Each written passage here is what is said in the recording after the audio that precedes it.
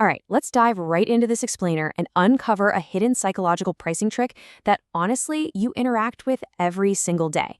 Whether you're shopping online, picking out a new software subscription, or just grabbing a quick bite to eat, there is this invisible architecture guiding your decisions. Today, we're going to expose exactly how a seemingly useless choice on a menu or a pricing page is actually pulling the strings and controlling your wallet.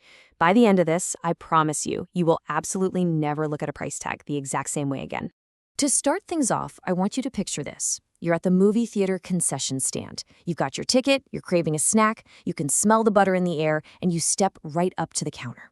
The attendant looks at you, and you're presented with 3 options for your popcorn. Ask yourself honestly right now, which one of these would you buy? You look up and you see the small size is $3, the medium is $6.50, and the large is $7. Now, if you're like most people, you scan those prices and you probably think the large is the absolute most logical choice. I mean, after all, nobody actually wants that medium, right? It feels like a total ripoff. Why on earth would you pay $6.50 for a medium when you can get a massive, giant bucket for just 50 cents more? So you make the leap to the large, and you probably feel pretty good about your decision. But here's where it gets really interesting. That tiny 50-cent difference between the medium and the large, that isn't some random mistake by the theater management.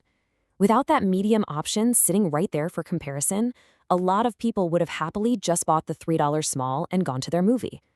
But that 50-cent gap is specifically designed to make the large look like an obviously smarter deal. The medium is, well, it's a decoy. Section 1. The Everyday Pricing Trap. The Economist Study. To really grasp why you just instinctively went for that large popcorn and just how deeply this affects us, we have to look at one of the most famous documented cases of this phenomenon. It comes from behavioral economist Dan Ariely's famous magazine subscription experiment, which looked at a real, actual pricing page from The Economist. Subscribers were given 3 choices. You had a web-only subscription for $59, a print-only subscription for $125, and a web plus print bundle for $125. Take a second and just look at that middle option. It is a completely bizarre print-only option that costs the exact same amount as getting both the print and the web access combined.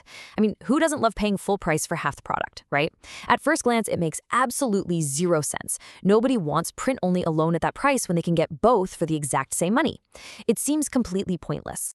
But here is where the magic actually happens. When Ariely tested this exact lineup on 100 students, a massive 84% chose the pricier web plus print bundle. Only 16% went for the cheaper web-only deal, and as you'd probably expect, literally 0% picked the print-only option. But even though nobody bought it, that print-only option was incredibly powerful.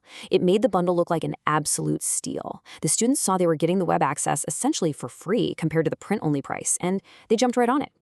But when Ariely ran a second test and literally just removed that useless print-only choice, leaving only the $59 web plan and the $125 bundle, well, the preference flipped dramatically.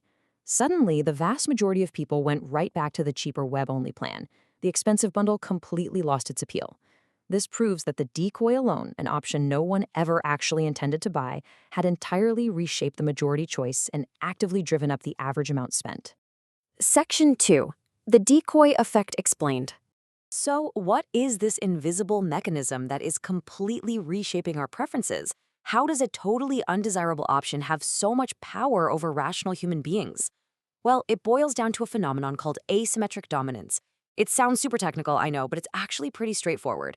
It happens when one option, our decoy, is clearly worse in every possible way compared to the seller's target option. By deliberately placing a terrible middle option right in front of you, it basically gives our brain an easy shortcut. Our brain treats that comparison as absolute proof that the target is a smart, rational choice. We stop comparing the target to our actual needs and we just compare it to the terrible decoy instead, which totally allows us to feel confident about spending more money. And this brilliantly highlights a major cognitive flaw we all share, captured perfectly here by Dan Ariely. He points out that we simply do not have an internal meter that tells us what something is objectively worth. If I hand you a coffee mug or, say, a new software package, your brain doesn't have a natural built-in instinct for its exact dollar value. Because we can't judge absolute value in a vacuum like that, we just default to comparing options against each other instead. We look around for context clues, and the decoy provides the perfect manufactured context. Which brings us to the most dangerous and honestly the most brilliant part of the decoy effect. When you choose the obviously better deal, it genuinely feels like independent, confident reasoning. You walked up to that movie theater counter, you spotted the bad deal on the medium popcorn, and you thought, aha, I'm going to beat the system here and get the large. It's exactly why this psychological bias works so beautifully on us. It makes the decision feel completely justified. You don't feel tricked at all. You actually feel smart. Section 3. Nudging for public health. Now, believe it or not, this builds into something surprisingly positive, moving way beyond just retail manipulation and magazine subscriptions. Because asymmetric dominance is really just a quirk of human psychology, it can actually be used for good. We've moved from phase 1, which was mostly just retail pricing tricks, into real-world pro-social applications. Published research shows this exact same psychological mechanism being actively studied for public health nudging. For example, in 2019, researchers tested whether a decoy option could increase interest in life-saving colorectal cancer screenings.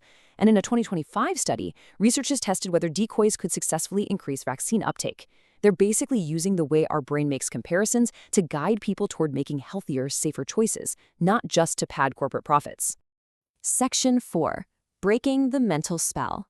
So, now that you can kind of see the matrix here and you know how companies and researchers are structuring choices to guide your behavior, how do you actually equip yourself with the mental armor to avoid falling for it again? Well, here is your 3-step defense system. Before deciding on any purchase, step 1, you have to physically remove that middle decoy option in your mind. Ask yourself which of the original 2 options, the cheapest and the most expensive, you would pick if that middle one just didn't exist at all. Step 2, deliberately place those outer options side by side and compare your cheapest and priciest choices directly, completely ignoring the middle one until you've formed a firm opinion. And step 3, actively notice when a choice is obviously pointless. If it makes absolutely no sense to pick, trust me, it's a trap. It really comes down to the ultimate battle, your pre-decided budget and actual needs versus the seller's carefully crafted layout. Both reactance research and decoy research point to the exact same vital strategy. You absolutely must decide your actual requirement and budget first before you even glance at the menu or the pricing page. Figure out what you genuinely need and then check if the options match it. Don't let the store's layout dictate what you think you need. As you start applying this, always be asking yourself, what does the seller actually want me to pick here? Usually, it's glaringly obvious which option is their intended target. And if it is obvious, you should treat that as a reason for extra scrutiny, not extra trust. Remember, a real, thoughtfully priced option almost never looks completely useless or incredibly terrible. Its uselessness is usually the whole point of its design. Look, if you take away just one thing from this entire explainer, let it be this. The decoy is not there to be bought. It is there to make you feel confident about buying something else.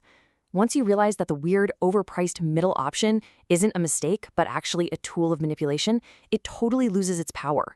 Spotting that one useless-looking option on a menu or a website is usually the absolute fastest way to break the spell and take your power back as a consumer. So I'm going to leave you with this final thought to ponder. Think back on the choices you've made recently. What did you buy today, or even just this week, simply because of a middle option? Take a hard look at your receipts, your app subscriptions, or even just the coffee you bought this morning. You might just find a decoy hiding right there in plain sight, making you feel smart, right as you handed over more of your hard-earned money. Keep your eyes open, stick to your actual needs, and I'll catch you in the next explainer.